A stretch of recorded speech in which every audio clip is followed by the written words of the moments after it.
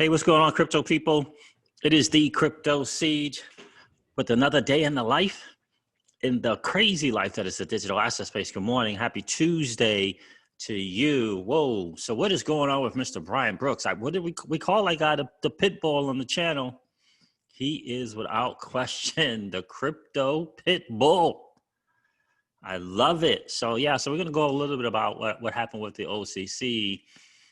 He said that he would be sprinkling out some stuff, in the latter part of 2020, different moves that he's looking to make. SEC actually, Hester Peirce actually had a response from the SEC in terms of how they see what he did and what it relates, how it relates to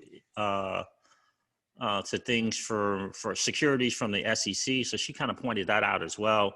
I'll touch on just that just briefly. But the big news today is a lot of things going around about stable coins and XRP in some way, shape, form, or fashion. And you guys remember I said on the channel, why in the world did David Schwartz, right? He gets up in the morning and does a video on XRP and stable coins and XRP as collateral, right? And I remember saying this to one of the guys who hangs out on the channel. I was chatting with bro XRP the other day, big time. What's going on, bro?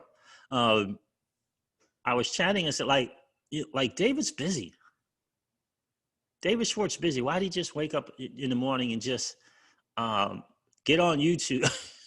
Right? He could have said that amongst his boys, right? He could have said it to Brad and Ashish, and he could have had a conversation, right, over with his favorite libation, talking to David Marcus Treacher, right? Why do you get on YouTube and talk about that? You ever think about that? Like, why do you get on YouTube? Is he trying to grow a channel? Why did he get on YouTube and put that video out? If you haven't seen it, I believe David Schwartz has his own YouTube channel. You can check it out. In the end, we talk on this channel all the time about how other nations, Payments Canada, talking about XRP as a stable coin, the Bank of England using a customer of Ripple, right? Taking advantage of the technology on RippleNet and right. And we all know what's going on with Japan and Mr. Yoshitaka Kitao, SBI Ripple Asia, the consortium of banks that Mr. Kitao is putting together that will use XRP. And how is it that this current administration, we say this all the time, is going to let other nations of the world sing the praises, shout from the rooftops, all the attributes of Ripple technology, with XRP, ODL, RippleNet, whatever it may be. And this current administration is just going to just let it slip through its fingers. A good old US of A company and just let it slip through its fingers. Right? Are you suggesting to me that this current administration that signed an executive order and back in, I believe it was 2017, that mentions Ripple in a new financial system? The executive order was about putting in place a new financial system. Mentioned the company Ripple, and you're telling me that they're going to let other countries take advantage of this technology, and they are not? And how does that make sense? I mean, I ask you, how does Japan is an ally? How is Japan's banks, and he's got some of the top banks, he's got some of the top 5 banks in this consortium, right? How is Japan going to use the good old US of A's technology to improve to better the welfare, if you will, of its country via some of the banks in its banking system, its financial system? And the good old, in this current administration is going to let an American-based company just slip through his fingers and just say, nah, we're good. I don't see it. And we all know that the governments don't build their own thing. They adopt other people's things, other technology. I don't see it, my friends. And I don't see how it was. He just bored? I don't see how David Schwartz just decides to get up and mention this on YouTube. Am I saying there's a plan? No, I'm not saying it's a plan. But what I am saying is he didn't have to do that. David didn't have to do that. Why did he do it? For me, it's just letting people know the possibilities of XRP and the XRP ledger. And we just can't just, what is the word I want to use?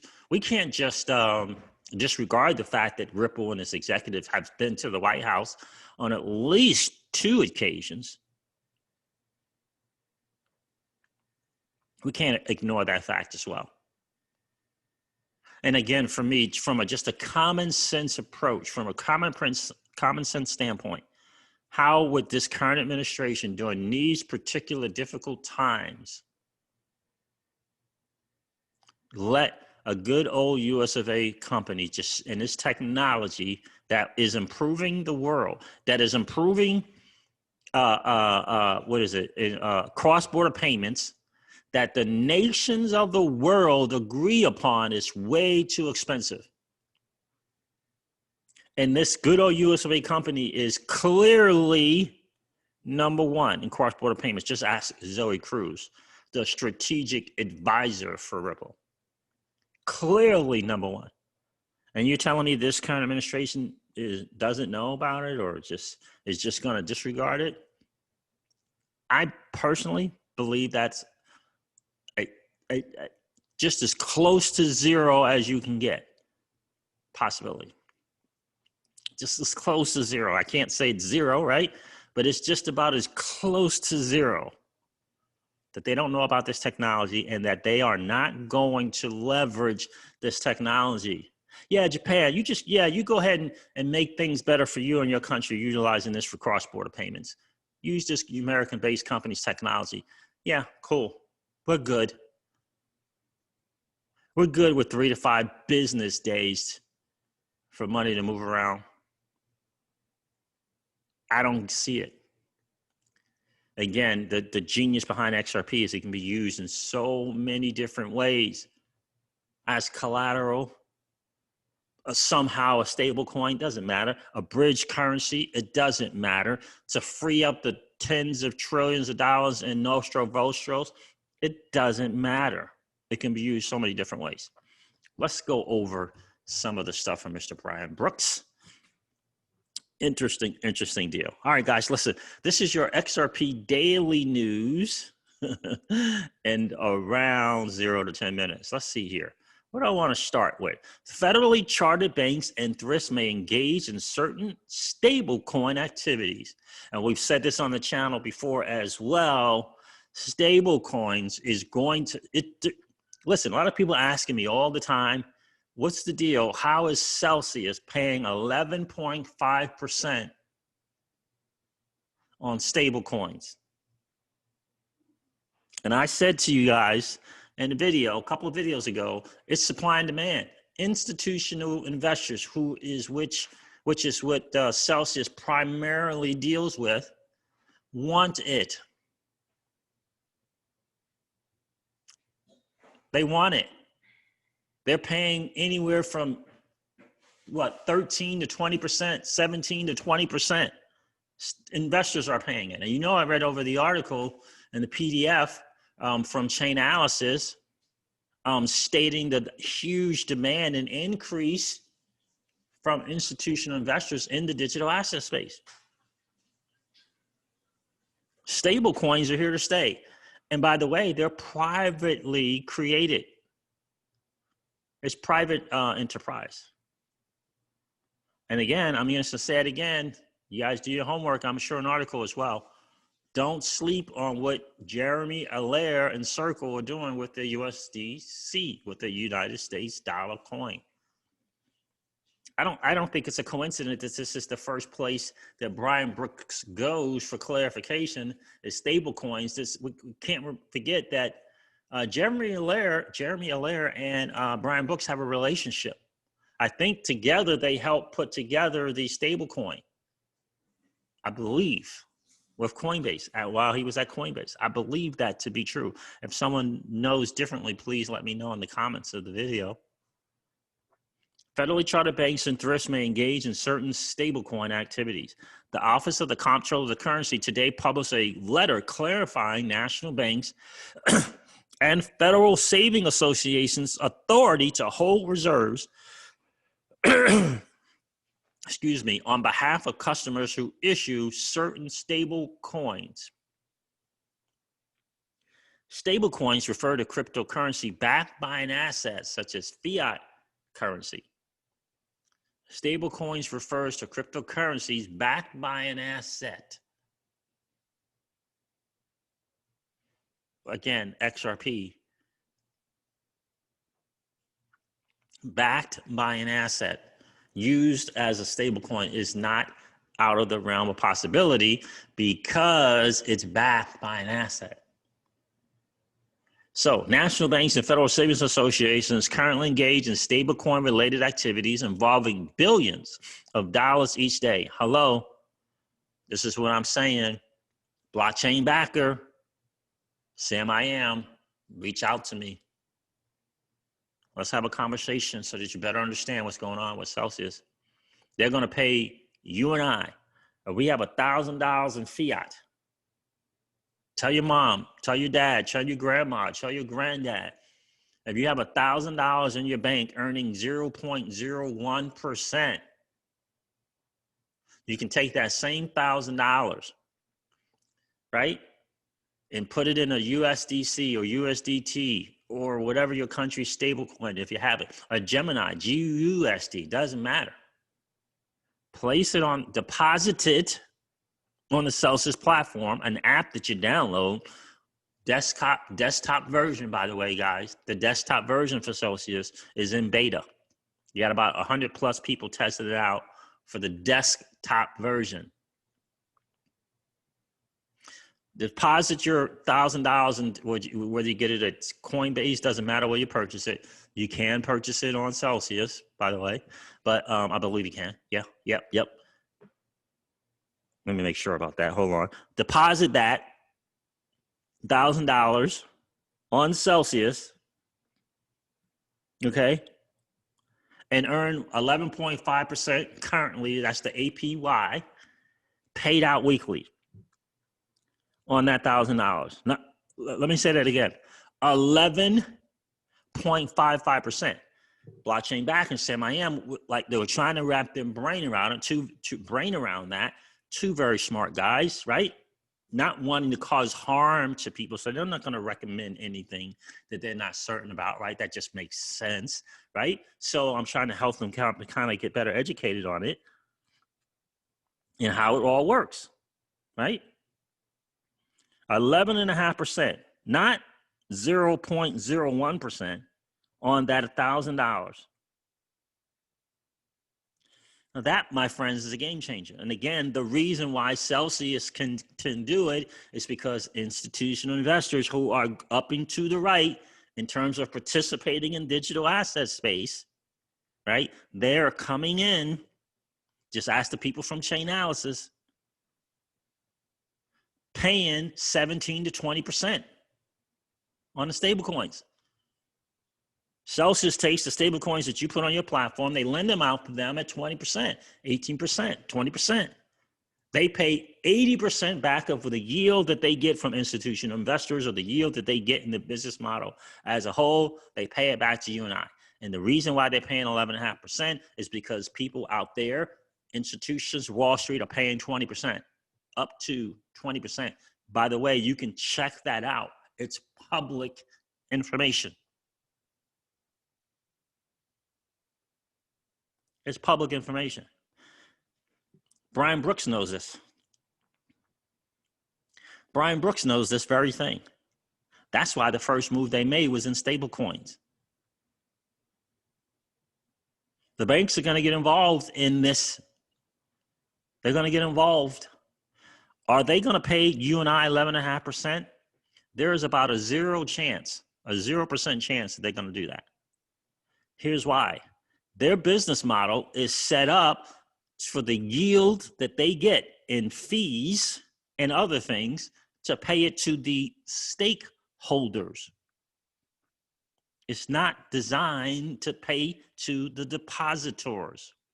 In fact, they have a fiduciary responsibility to meet the needs of their stakeholders. That's why they pay you 0.01% on your fiat dollars. Yeah, that's the bottom line. It's the business model. And the challenge is we let them get away with it because at one time they were paying 7 and 8% to depositors. At one time. And then once they realized that they could get away with less than 1%, they ran with it. And your mom and your grandma are still depositing money there because they don't know any different. But that's why we're here. Right? That's why we are here. Right? That's why we are here. All right. So national banks and federal savings associations currently engaged in stablecoin related activities. It includes national banks and federal savings associations may hold. Wait a minute. Where am I at here? Where's this billions thing? Oh, there it is. Stablecoin related activities involving billions of dollars each day. This is what Brian Brooks said. This opinion provides greater regulatory certainty for banks within the federal banking system to provide those client services in a safe and sound manner. In a safe and sound manner.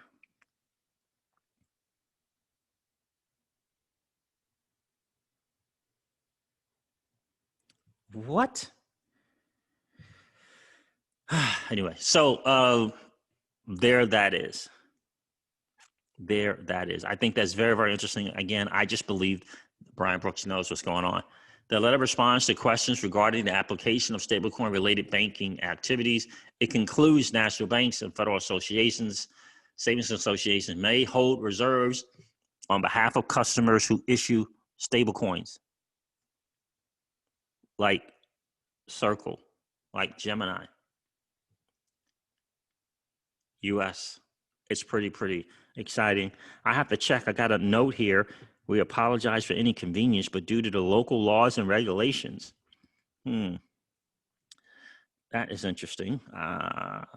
We'll have to see what's going on. I have to check my cyber ghost. But in any case, the demand is there. The demand is 100% there. And that's why he's doing this. Stablecoins. So here's something from circle.com.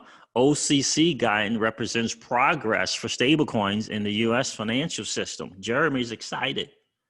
And again, check me on this, but I believe there's a relationship between Jeremy Allaire and Brian Brooks. Today's newly issued guidance and commentary for the United States Treasury's OCC represents significant progress for the advancement of digital dollar stablecoins in the U.S. financial system. As an issuer of USDC coin, the guidance validates the approach we have taken in building a resilient, powerful, and open standard for the use of digital dollars on the internet. Digital dollar stablecoins on public blockchain networks represent one of the most significant innovations in money and payment systems in history.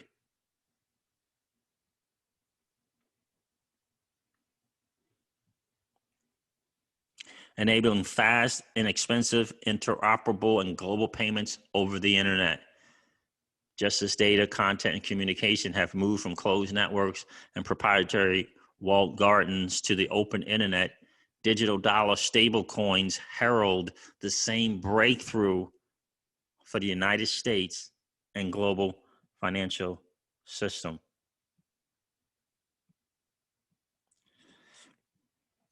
Again, guys, there's something going on with USDC, in my opinion. The interesting thing about that was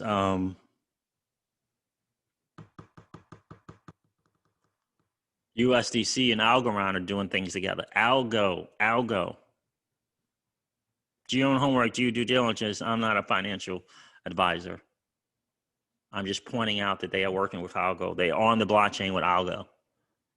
And I'm trying to figure out, USDC made the announcement that they were improving. They were going behind the scenes and improving the USDC. How do you improve a stablecoin? I'm just trying to figure that out. But there's a reason why they're looking to improve it. I don't know if it's to make it more interoperable. I don't know. But they're on that Algo blockchain.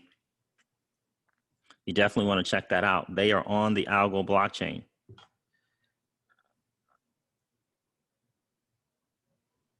Interesting. That is very, very, very, very, very interesting to me. So let me see this. With this clarity from the United States Treasury Department around standards for banks to hold reserves on behalf of stablecoin issuers, businesses of all sizes, fintech firms, and banks can have more confidence in building on this innovation, while also ensuring that the guardrails and risk management expected from the United States banking system can be applied to this new age of internet money. And this is from Jeremy Allaire, again, the CEO and founder of Circle, who with Coinbase, I believe, created the stablecoin.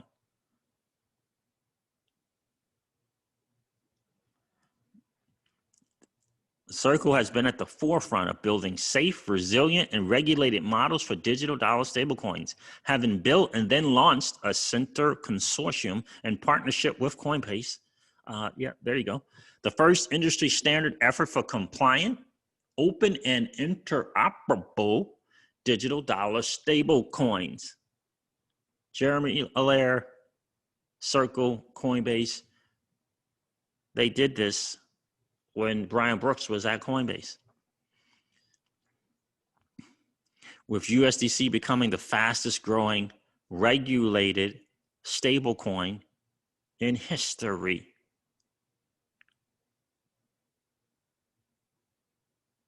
Interesting stuff. Here's something that, again, just kind of point this out. Just again, to kind of answer the questions from blockchain backer and Sam I Am. In just the past 6 months of 2020, the demand for digital dollar stable coins has surged, with the USDC growing from just over 400 million in circulation to over 2.3 billion, representing nearly 500% growth year to date. There's your answer, guys. There's your answer, guys. If any of you guys know blockchain backer or Sam I Am, reach out to him, let him know about this video, and have him reach out to me. There it is, right there. That's how Celsius is paying 11.5%. So to over 2.3 billion today, representing nearly 500% growth year to date. USDC has supported over 130 billion in transactions on public blockchains and is already widely adopted and supported by hundreds of companies in the digital asset and blockchain ecosystem. Pretty cool stuff. So there is something that I want you guys to look, pay close attention. I'm telling you, pay close attention to USDC, pay close attention to Algo. What else do I want to cover with you guys? Great write up there. Ripple CTO, XRP-based stablecoins. XRP-based stablecoins will merge two worlds. An XRP-based stablecoin is an interesting thing. What does this say? After the flipping of Tether and Ripple CTO David, after the flipping of Tether and XRP, excuse me, Jake Simmons, Ripple CTO David Schwartz stated that XRP has more use cases than the stablecoin because of its centralized nature. Issuing stablecoins on the XRP ledger can combine the advantages of two worlds. The new Tether, which has been flooding the market in recent weeks, has caused XRP to lose its third place in the ranking of cryptos by market cap. With a total market cap around 8.8 billion, Tether is now clearly ahead of XRP, which has a capitalization of 8.6 billion. This is from May of 2020, this article. Okay. The flipping of XRP and Tether has also an interesting discussion on social media. Tether has some challenges. Hopefully they'll make it through them, but they do have some challenges. An XRP investor, user XRP ADA, reached out to David Schwartz, the CTO of Ripple, and questioned whether Tether has more use cases than XRP. Schwartz responded to the question and explained that both cryptos have different use cases. According to Schwartz, a digital asset like Tether, which is linked to the fiat money of a country that depends on a trust in a central party, cannot be universal. In contrast, XRP is universal. However, Schwartz admitted that XRP is volatile, which can lead to difficulty in many use cases. Once something gets backed or pegged to something, that ends the whole volatility argument. I think they have different use cases. I don't think an asset pegged to one's country's fiat through a central party you have to trust can be universal, right? Is a XRP based stablecoin the solution? Is a great question. It has been known for quite some time that Ripple, the company, is working on a functionality that allows companies to create their own tokens on the ledger. This would allow, for example, to issue stable coins and thus eliminate the problem of XRP volatility. Schwartz mentioned. In relation to this, another community member addressed Schwartz on how the collateral of an XRP-based stablecoin issued by Ripple would be designed. Specifically, he asked Schwartz whether the stablecoin would be collateralized with a security deposit in the form of XRP by Ripple as a central entity, or whether the collateralization would be implemented via digital IOUs. Furthermore, Great Gatsby also wanted to know whether the stablecoin would have the same properties as XRP in order to benefit from the properties of XRP on one hand and to represent a decentralized money on the other hand. And Schwartz replied, they live in a weird in-between world. They're not fully decentralized because their security relies on some entity to provide an accurate price feed. But a decentralized system manages their collateral and makes them work like XRP. Make them work like XRP to make payments. So guys, this is what I think is hugely important to just kind of note. Doesn't matter for me, doesn't matter. XRP can work in so many different ways. And I don't think that this current administration or the next administration is going to let a good old United States-based company and its technology slip through their fingers. It makes 0 sense. It makes 0 sense. I don't think there's a coincidence that a leak,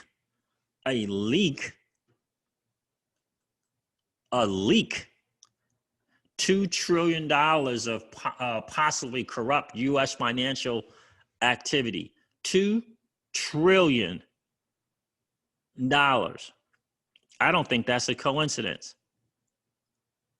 2 trillion? I saw something that said North Korea was involved in like 100 and something million. North Korea laundering money through U.S. bank. This is in a report. North Korea.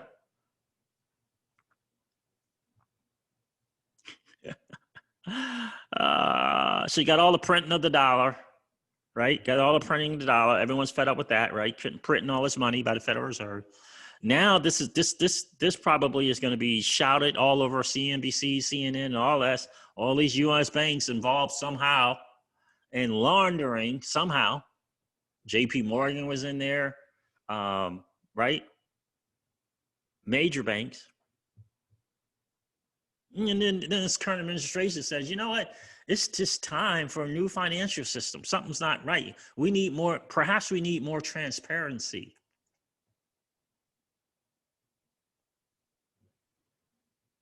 You see what the rollout is looking like to me? And perhaps we need some more transparency. North Korea laundering money through the United States. This says banks. And this is in the report, apparently. So one person here I thought really summed it up, and I'm going to share, and I'm going to end with what she said. By the way, I did a great video talking about Jim Rickards, and I covered Jim Rickards on London Real as well. And yeah, got a copyright for playing that. Interesting. Got a copyright for playing a video that's on YouTube. That, my friends, is quite the thing. Yeah, so I did dispute it. We'll see how it goes.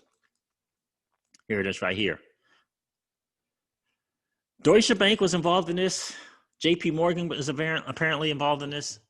And if anyone thinks that leak was like a leak, I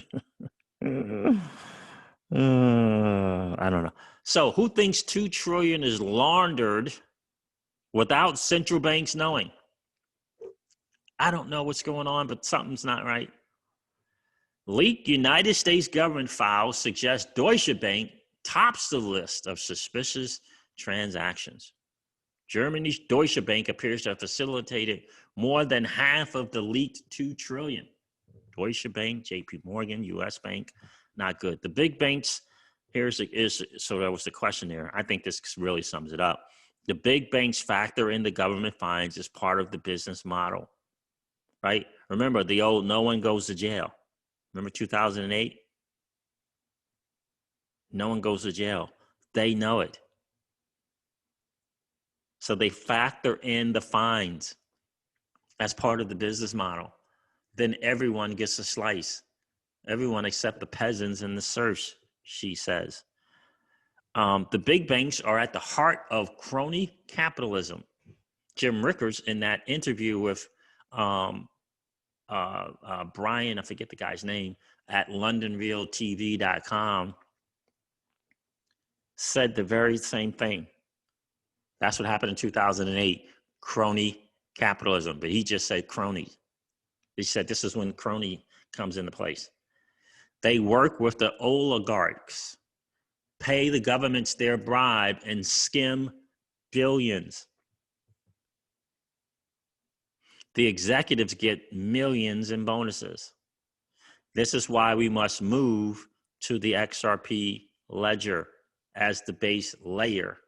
We must move to the ILP for the interoperability. And she says, and Flare for DeFi. Then code is law. The new financial system in Executive Order 13772, modernizing the financial system, if you will, mentions the company Ripple. In fact, I'm told it mentions MoneyGram. I don't remember seeing MoneyGram in there. Let me read it again. This is why we must move to the XRP ledger as the base layer. We must move to the ILP for the interoperability and Flare networks for DeFi. Interesting. Then code is a law. Code is a law. A decentralized payment and derivative system where there is no counterparty who can fix the system. I like where this person's head's at. He or she, I really like it. Again, guys, I'm going to say it again. There's no way in the world that this current administration or the next administration is going to let a good old USFA's fintech company, a blockchain infrastructure company, and its technology be shouted from the rooftops by other nations. The UAE, by the way, the MENA region, the APAC region, Japan. You're going to just let those nations utilize this good old US of A's technology to better improve the better welfare for the people there. And the US of A is just going to let it slip through its fingers. I don't see it, guys. I don't see it. The ILP, the XRP digital asset, and the XRP L ledger, just pick one. All right, guys, listen, I'm going to wrap up this video. I apologize. I know it's going a little bit longer than normal. Shout out to all of you out there in the podcast where I appreciate you checking me out, because we are on every single podcast, major podcasts out there. It's The Crypto Siege on Spotify and iTunes and Stitcher and the likes. I'm going to wrap up this video like I do all of my videos and remind you guys of this. Old money doesn't want you to win. They don't want us to win. They would rather us remain a cog in their perpetual wheel of trading our time for dollars. They don't want us to play in the same playground that they play in, where we allow our money to work for us. This is our chance to win, guys. The digital asset space is our chance to win. We are in the midst of the greatest transfer of wealth in the history of man. Are you participating? Or are you standing on the sidelines? Here's what I do know. That the battle for you has already been fought. And the victory is yours. Go get it. I'll talk to you soon, guys. See ya. Bye.